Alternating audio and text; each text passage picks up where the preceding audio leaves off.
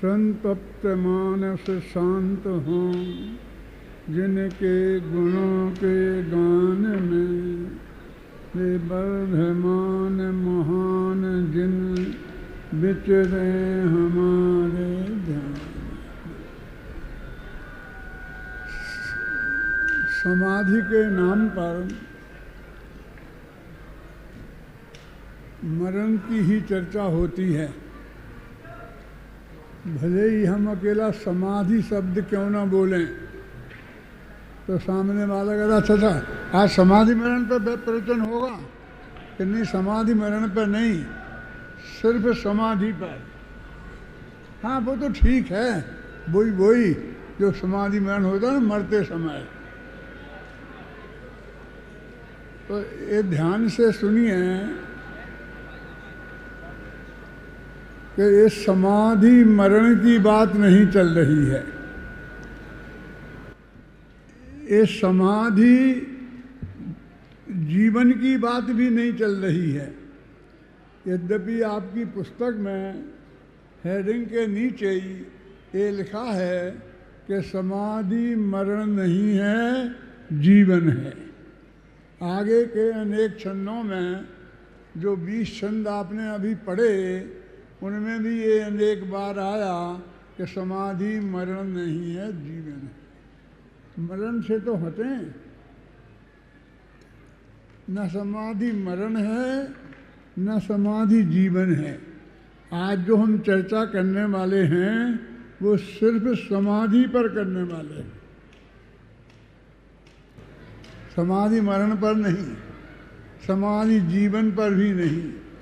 क्योंकि हमारी समाज की तो ऐसी आदत हो गई है कि कहीं समाधि मरण का पाठ हो रहा हो तो वो समझ लेते हैं कि इस घर में कोई मरने वाला है, और पूछते हैं क्यों भैया क्या हुआ, कौन है बीमार, क्या तकलीफ है, कि क्यों क्या है, कुछ नहीं है, कि नहीं वो समाधि मरण का पाठ हो रहा है ना।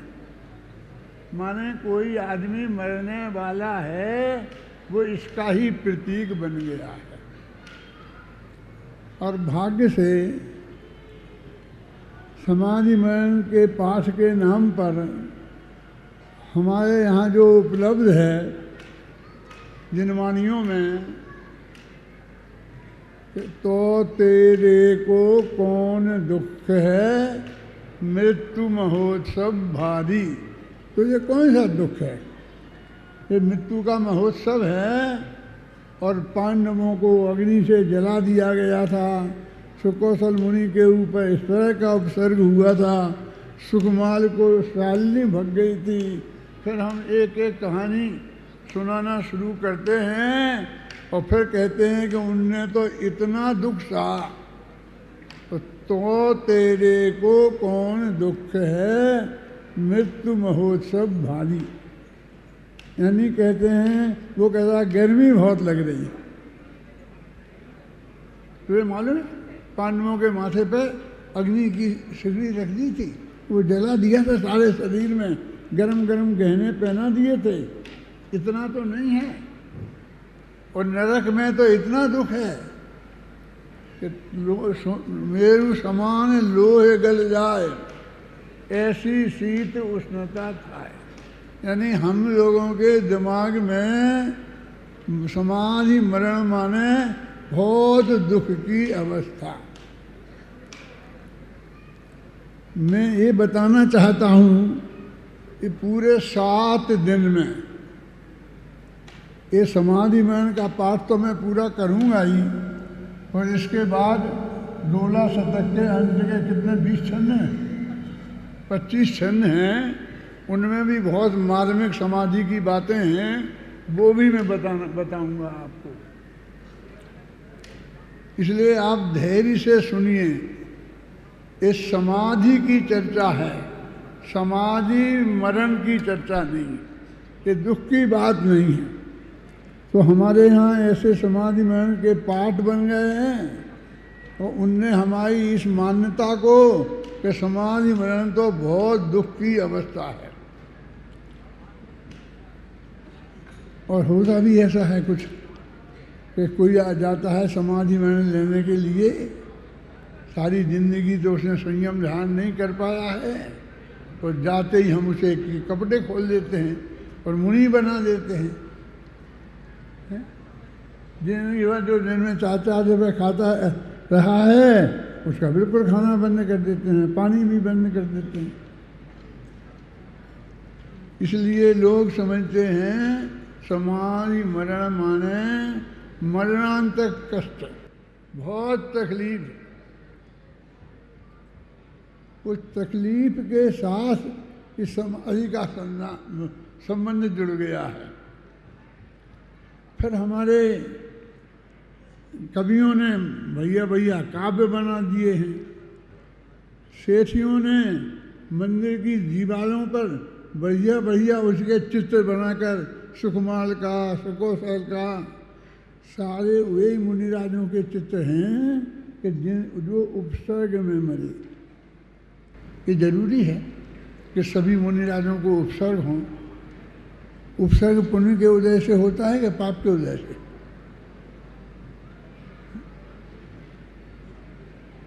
तो वे तो महान धर्मात्मा होते हैं, जीवन भर शुद्ध भाव वाले होते हैं, और शुद्ध वाले तो होते ही हैं।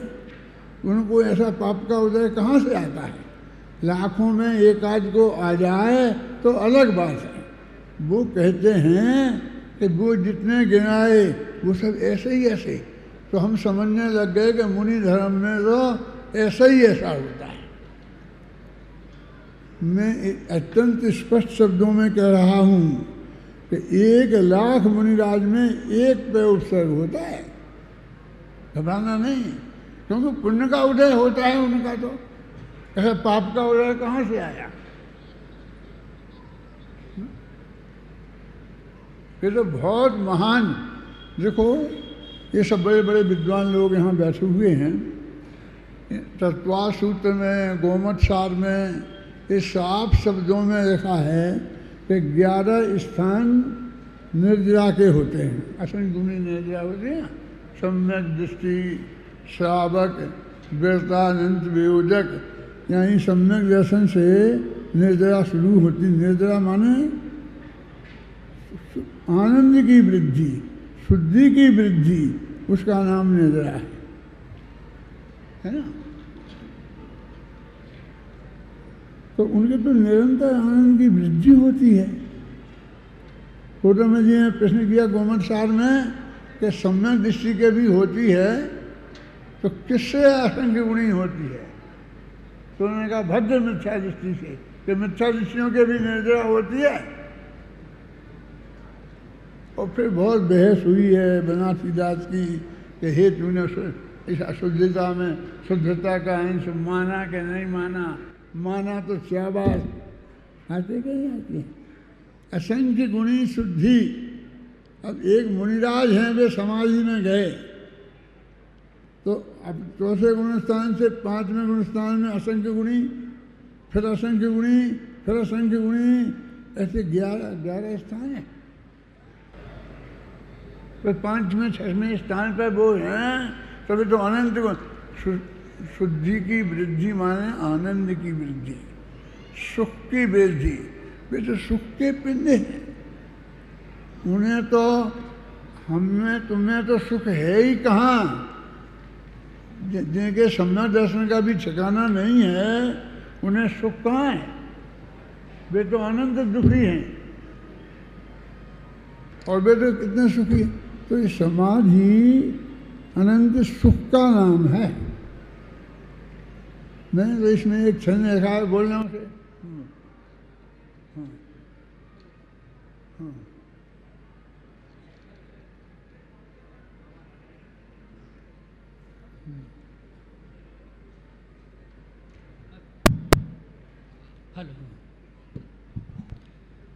रे समाधि तो सुखमय है, उसमें कष्टों का काम नहीं। अद्भुत समाधि है शांत भाव, उसमें अशांति का नाम नहीं। कौन सा छंद है वो बताओ सबको पहले। 27 नंबर का छंद है समाधि का सार। 27 नंबर का छंद आप सब निकालिए। हम सब मिलके दादा का सबसे प्रिय छंद है। हम सब मिलके इस छंद को बोलेंगे। स्क्रीन पर आपको दिखेगा 27 नंबर का छंद। रे समाधि तो सुखमय है, उसमें कष्टों का काम नहीं। अद्भुत समाधि है शांत भाव, उसमें अशांति का नाम नहीं। अंतर की शांति नहीं दिखती, हम बातें बड़ी बड़ी करते, अंतर की भ्रांति नहीं मिटती। अत्यंत शांत सुखमय जीवन की यह तो सहज अवस्था है। ना आकुलता ना व्याकुलता, यह एकदम सजग अवस्था है। यह तो समाधिमय जीवन है, यही समाधिमय मरण यहाँ है। यही ज्ञानियों का जीवन और इसे समाधि मरण कहा। समाधि मरण का वास्तविक स्वरूप क्या है? आनंदमय है। समझ होगा, सुख की उत्पत्ति, शुद्धि की उत्पत्ति, उसका नाम संवर, और शुद्धि की वृद्धि उसका नाम निर्जरा है ना। अपने में संवर भावना, निर्जरा भावना है 12 भावनाओं में। तो उसमें ये पंक्ति आती है कि सुख की उत्पत्ति उसका नाम संवर, और सुख की वृद्धि उसका नाम है निर्जरा। तो समाधि में तो संवर निर्जरा होता है, तो सुख की उत्पत्ति होती है, सुख की वृद्धि होती है। क्या नहीं? हम समाधि का सही स्वरूप समझें। मरण है कि जीवन है, इसका निर्णय थोड़ी देर में कर लेंगे। करेंगे तो अपन हैं। देखो अपने मंगलाचरण में पढ़ा था ना, इसमें पंच परम परमेष्टि को नम कर बारंबार, प्रस्तुत है आनंदमय यह समाधि का सार। समाधि के सार की चर्चा है। देखो अपन कोई भी छंद लिखते हैं काव्य, तो पहले मंगलाचरण लिखते हैं और फिर उसमें 2-5 छंद लगा देते हैं। देव को, शास्त्र का, गुरु का, अरहंत का, सिद्ध का, आचार्य उपाध्याय का बहुत बहुत लिखते हैं। इसमें नमस्कार तो मंगलाचरण में किया है उन्हीं को, पंच परमेष्टि को, लेकिन आज ही में निपटा दिया। समय सार में भी आचार्य कुंड ने बंदत तू सब सिद्धे, बस इतना कह के खत्म है। फिर तो कह दिया वो छामी समय पाहुड़।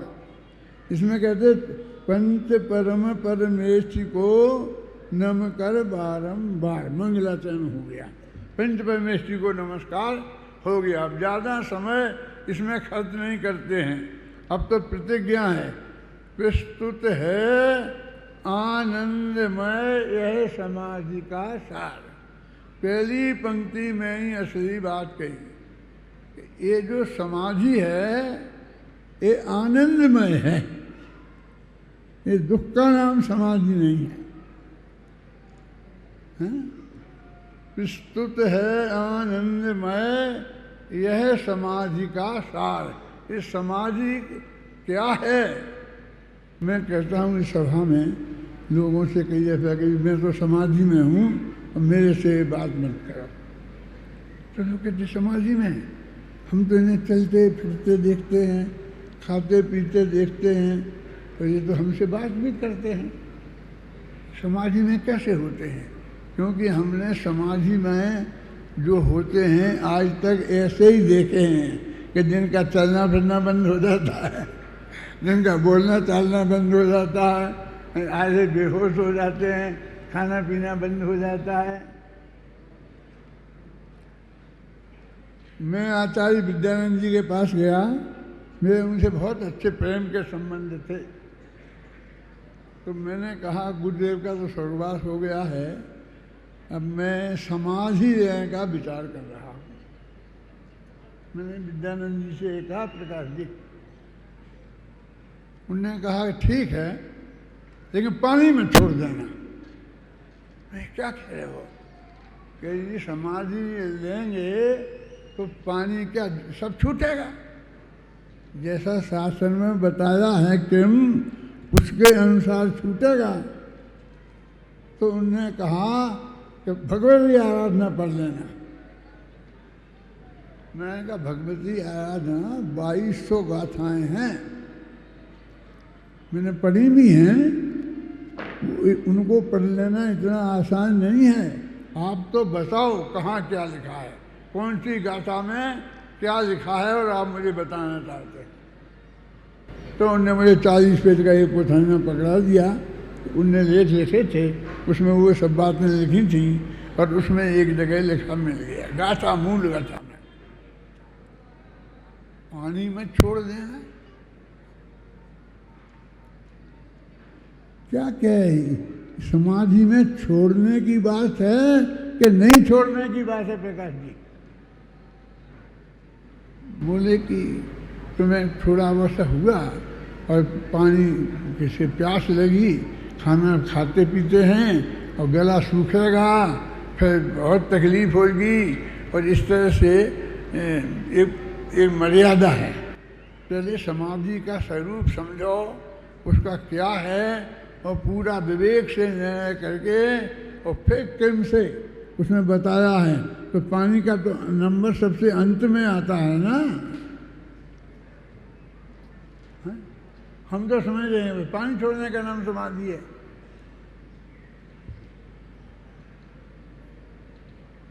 तो समाधि का स्वरूप क्या है? विस्तुत है आनंदमय, यह समाधि का सार।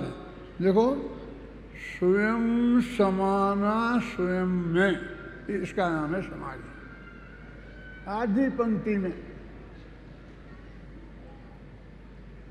स्वयं समाना स्वयं में, अपने भगवान आत्मा का ध्यान करना और उसमें ही हो जाना तन्मय, उसमें ही समा जाना। स्वयं तो कौन कराएगा? तो तुम स्वयं करोगे, कौन कराएगा? स्वयं समाना स्वयं में, दूसरे में नहीं। ही समाधि की लब्धि, समाधि की उपलब्धि तो अपना स्वयं में समा जाना है। एक शब्द में सहजानंद स्वरूप यह जीवन की उपलब्धि, ये सहज आनंद स्वरूप है। ये सहजानंद क्या है? अपने एक सहजानंद बनी भी हो गए हैं। तो ब्रह्मदास शीतल प्रसाद जी ने सहज सुख साधन एक किताब लिखी है कि सहज जो आनंद है, वो जो आनंद मोक्ष में है, उसके लिए सहजानंद शब्द का प्रयोग किया है। समाधि में भी सहजानंद है। सहज समाना स्वयं में ही समाधि की लब्धि और सहजानंद स्वरूप है जीवन की उपलब्धि। स्वयं सहज समाना और सहज आनंद होना, सहज सुख होना, माने एक जीवन में एकदम सहज होना। खींचतान करके कुछ नहीं करना, जबरदस्ती करके कुछ नहीं करना। ख्याल में है ना? इसका नाम वास्तव में समाधि है। स्वयं जीवन होए समाधिमय है जीवन का सार। मरते दम नहीं कर समाधि करनी है, सारा जीवन हमारा समाधिमय होना चाहिए। पेट में कर रहे हैं, यहाँ आ गए हैं, बैठ गए हैं, खा रहे हैं, पी रहे हैं, वो समाधि में ऐसी समाधि होती है। किसे बोलते हैं समाधि? गुरुदेव साहब ने मंगलाचरण किया आचार्य कुंद देव ने, तो 5 गाथाओं में सारे अरहंत का, सिद्धों का और अकीर्तन चैत्यालयों का और ये विदेश क्षेत्र में जो बदमाश तीर्थंकर है और उनका प्रत्येक का अलग अलग सबको नमस्कार किया। और अंतिम पंक्ति क्या है? अंतिम पंक्ति है उपसम्यामि सम्मम जत्थो निर्वाण संपत्ति। मैं साम्य भाव को प्राप्त होता हूँ जिससे मुझे निर्वाण की प्राप्ति होगी। ये कौन सा साम्य भाव है कि जिससे निर्वाण की प्राप्ति होती है? वो संभाव जो है कि जिसको वे कहते हैं मैं उसको प्राप्त होता हूँ। तो उनने लिखा है आगे की गाथाओं में कि मोह खोह विहीनो परिणामो अपनो हुसमो। मोह और क्षोभ से रहित आत्मा का परिणाम उसका नाम साम्य भाव है। उसका नाम साम्य भाव है। सुना कभी? मूल आचार्य की गाथा है, प्रवचन सार की 6वीं गाथा।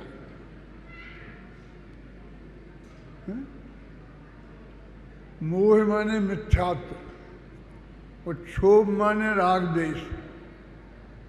मोह माने दर्शन मोह और क्षोभ माने चारित्र मोह। इनसे रहित आत्मा का जो परिणाम है उसका नाम सम है।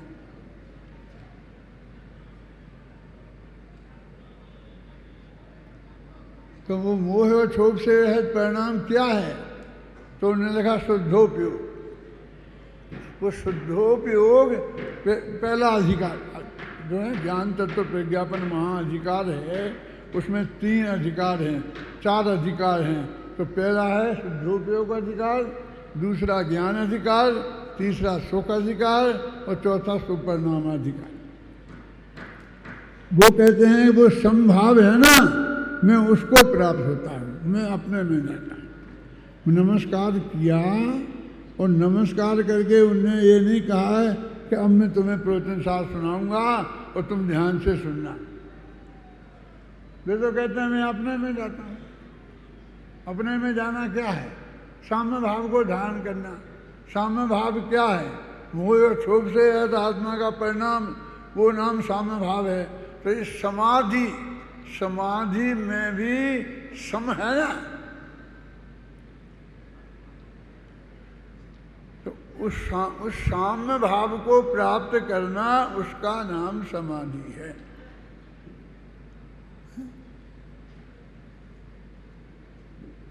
कभी आपकी ऐसी ऐसी बुराई कर रहे थे, ऐसा कह रहे थे, ऐसा कह रहे थे। अच्छा ठीक है, और कुछ? अरे आपको ध्यान ही नहीं देते हैं। मैं आपकी बात बता रहा हूँ। कभी आपको ऐसी ऐसी गालियाँ दे रहे थे, ऐसा कर रहे थे, तो हो गया ना, तुमने बता दी और हमने सुन ली। लेकिन आप तो ऐसे ही है, चुप आप तो कुछ करते ही नहीं। क्या करें? तुमने हमें बताया है, काय के लिए बताया? कि हम जान लें, और हमने जान लिया। लेकिन उसने अकेले जानने के लिए नहीं बताया था। हैं? हम भट गए, हम भी गालियां देने लग जाएं, हम भी ऐसा करने लग जाएं, तब उसे ऐसा लगता। यदि हमने कुछ नहीं किया और हम समता भाव धारण किया रहा तो उसको लगता है कि हमने कुछ हुआ ही नहीं।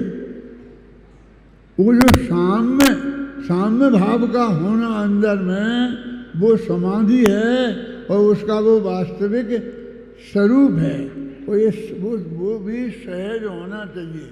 जबरदस्ती सोच के ऐसा करेंगे तो नरक जाएंगे, वहाँ बहुत तकलीफ भोगना पड़ेगी, पानी की बूंद नहीं मिलेगी, ऐसा होगा। और यदि हम शांति रखेंगे तो सुरग जाएंगे, ऐसा नहीं। ये कोई रास्ता नहीं है। बिल्कुल सहज भाव से। अभी तुम्हारे पास है क्या वो है क्या नाम,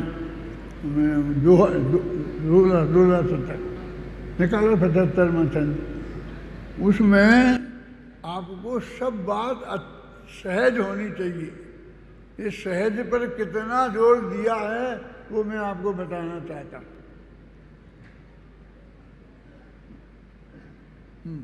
पढ़ो 49 नंबर छंद। हाँ, 48 नंबर छंद रोला शतक निकाल लीजिएगा, सप्तशतक नाम की पुस्तक अगर हो तो। सहज ज्ञान को सहज भाव से ही होने दो, सहज ध्यान को सहज भाव से ही होने दो, ज्ञान ध्यान में सहज सहजता ही होती है, रंच मात्र असहज होने का काम नहीं है। असहज होना चिंतित होने जैसा ही है, एवं चिंता के निरोध को ध्यान कहा है। चिंतन भी तो चिंता का ही एक रूप है, अतः ध्यान में चिंतन का भी तो निरोध है। तो कहते हैं समाधि में लेंगे तो हम चिंतन करेंगे, हम तत्व का चिंतन करते हैं, तत्व चर्चा करते हैं। वे तो कहते तत्व की चर्चा और तत्व का चिंतन ये समाधि नहीं है। चिंतन चिंता का ही रूप है और चिंतन के निरोध को ध्यान कहा है। पढ़ो द्वारा ये पंक्तियां। 49 असहज होना चिंतित होने जैसा ही है, एवं चिंता के निरोध को ध्यान कहा है। चिंतन भी तो चिंता का ही एक रूप है, अतः ध्यान में चिंतन का भी तो निरोध है। सहज जानना और जानते रहना केवल, सहज भाव में ज्ञान ज्ञान बस ज्ञान ज्ञान है। अरे जानना ज्ञान जानते रहना भाई, ज्ञान भाव की पुनरावृत्ति सहज ध्यान है। प्रति समय का ज्ञेय ज्ञान का निश्चित ही है, और ज्ञान का उसमें ही स्थिर हो जाना। शांत भाव से अरे एकदम शांत भाव से, उसमें ही जम जाना एकदम स्थिर हो जाना। द्रव्य संग्रह की 56वीं गाथा में ये लिखा, ध्यान का स्वरूप लिखा है, तो उसमें ये लिखा माँ चिट्ठई, माँ जम्पई और माँ चिंतई। बोलो संत बोलो। हाँ माँ, हाँ। काय चेष्टा कुछ भी मत करो और कुछ भी ना बोलो बोल, और ना कुछ भी सोचो भाई, एक आत्म में रमो अमोल। यही है निश्चय सम्यक ज्ञान, यही है निश्चय सम्यक ध्यान, यही है परम शुद्ध उपयोग, यही है अद्भुत कार्य महान। ये जो है कि काय की चेष्टा कुछ मत करो, तो तुम ऐसा बैठ गए कोई ध्यान कर रहे, तो ये ध्यान नहीं है। और हम के नमोकार मंत्र का पाठ कर रहे तो कहते ये कुछ भी मत बोलो, नमोकार मंत्र भी नहीं बोल रहे थे, नहीं कुछ भी मत बोलो। काय चेष्टा कुछ भी मत करो और कुछ भी मत बोलो बोल। तो क्या करें, पर मन में सोचें शांति से कर करके कि नहीं और कुछ भी नहीं सोचो। वो सोचना भी चिंतन है, और चिंतन चिंता है, और चिंता के निरोध को तो ध्यान का है। एकाग्र चिंता निरोध ध्यानम अंतर्मुहूर्तात्। अब तीनों बातें बंद हो गई। मैं आप सब लोगों से पूछना चाहता हूँ, आप सोचना, आप उसमें चर्चा भी करना कि आप जब सामायिक करते हो, ध्यान करते हो, तो क्या करते हो। मुनिराज 6 घड़ी सुबह, 6 घड़ी दोपहर में और 6 घड़ी शाम, और अनुवृत्ति 4-4 घड़ी तीनों टाइम, और सम्यक दृष्टि 2-2 घड़ी आत्मा का ध्यान करते हैं। तो उस वक्त वे क्या करते हैं, मैं जानना चाहता हूँ। जो लोग अब ऐसी दशा को प्राप्त हो गए और रोजाना करते हैं, तो उन्हें तो पता ही है कि वे क्या करते हैं। एक तो कोई कुछ बोलता नहीं है, और बोले तो यही कहेगा, नमोकार मंत्र की माला फेर लेते हैं, भक्ताम्बर जी का पाठ कर लेते हैं, फिर ये पढ़ लेते हैं, वो पढ़ लेते हैं, मैंने कुछ ना कुछ पढ़ लेते हैं, मैंने बोलते हैं और ऐसे बैठे रहते हैं। तो कुछ काय की चेष्टा कर रहे हैं और कुछ बोल रहे हैं, और फिर हम आत्मा के बारे में सोचने लगते हैं, और वे तो कह रहे तीनों ही चीज़ें ध्यान नहीं हैं। और वे सब ध्यान करने वाले आपस में, आप लोग भी सामान्य करने बैठते तो क्या करते हैं बोलिए? कुछ नहीं है। सम्मदृष्टि है कि नहीं? नहीं सम्मदृष्टि नहीं। अब ये कहना वो कठिन है ना। ज्ञान और चार्ज की बात तो बहुत दूर है। जो है मैं उनकी बारे में कोई आलोचना नहीं कर रहा हूँ, मैं तो अपनी बात कर रहे कि कुछ नहीं है, फिर भी ध्यान करते हैं। तो ध्यान करते हैं तो करते क्या हो मुझे बताओ, तो हम भी करने लग जाएं। तो ये तो आमनाय नाम के स्वाध्याय हैं, ये पाठ करना बोलते हैं, भक्ताम्बर जी का पाठ, नमोकार मंत्र का पाठ। ये पाठ तो 4 प्रकार का स्वाध्याय है ना, वाचना, प्रेक्षणा, अनुप्रेक्षा, आमनाय और धर्मोपदेश। तो ये तो आमनाय नाम का स्वाध्याय है, ध्यान नहीं है। ध्यान में क्या करते हो ये बता। मेरा एक प्रश्न है सबसे, सारी दुनिया से, इसलिए नहीं है कि मैं जो सारी दुनिया को ये बताना चाहते हो, वास्तव में मैं जानना चाहता हूँ। तो मुझे पता चले कि वास्तव में क्या है ये ध्यान के नाम पर जो लोग करते हैं, तो क्या करते हैं। मैंने तो अपनी अभी एक किताब में भी लिखा है, और उसमें ये भी लिखा अत्यंत विनयपूर्वक कि भैया मैं ये जानना चाहता हूँ, इसलिए पूछता हूँ, कोई की आलोचना भलाई बुराई की नहीं। ये तो लिख रहे हैं कि माँ चिट्ठई, माँ जंपई और माँ चिंतई, कि चेष्टा मत करो, बोलो मत और सोचो नहीं, क्योंकि ये तुम्हारे काम नहीं है। ये चेष्टा है ना, ये हाथ पैरों की, ये तो आहार बढ़ना का काम है। ये शरीर बना है कार का, आहार बढ़ना से बना हुआ है, और मैं ये बोल रहा हूँ, ये भाषा बढ़ना का काम है, वो भी पुद्गल है। और मैं सोच रहा हूँ, वो भी मनोवर्णा का काम है, वो भी पुद्गल की बनी हुई है। तो ये तीनों तो पुद्गल हैं।